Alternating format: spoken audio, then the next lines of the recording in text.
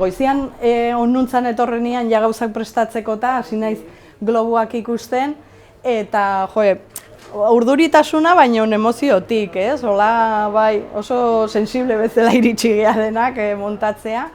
Ze gaina ikustezu eguneroko auzoko bizitza.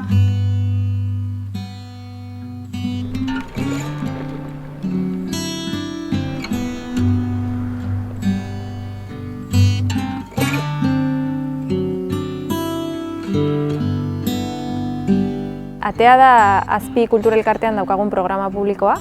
Hau da, pixkat ekimen honen asmoa da, bertan egiten diren, sortzen diren lanak kaleratzea.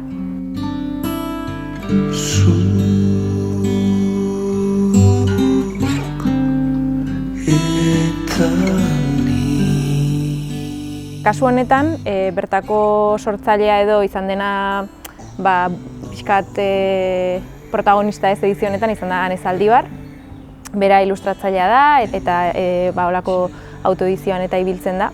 Eta berari bururatu zitzaion polita izango zela edizio hau, holako autoedizio azoka bat edo izatea eta orain dauden pandemiaren restrikzioekin eta zaila zen aurkitzea modu bat hori gauzatzeko eta bururatu zitzaigun auzoan zehar postuak jartzea. Niretzat egi auzoa hola piztea, ez? Da, ezagit opari bat bezala. Kandido baita ere bolkatu inda prozesu guztian, txukundu du, oso polita. Hau da Paka. 2009an hasi nintzen kontu hauekin, orain arte, orduan erabaki nuen izenburua ateratzeko gehiketa hau egin eta emaitza da hau, 26.000 da, Orduan, hori, honek jasotze ditu prozesuan dagoen liburu baten 54 orrialde.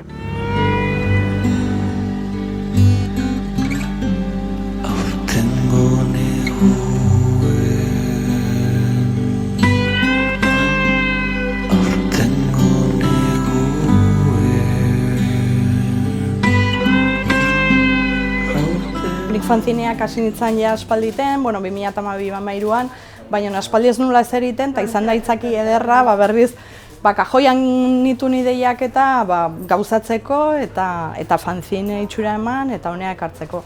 Indetolako inventario bat nire gorputzian dituan tatuaje guztiekin.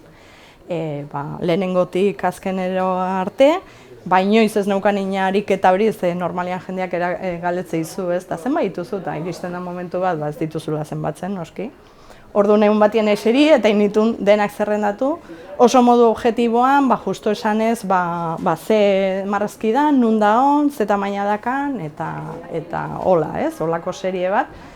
Polita ebai, aitzakiakin, azkenian lan guztia berria da eta gaurko atera saiorako.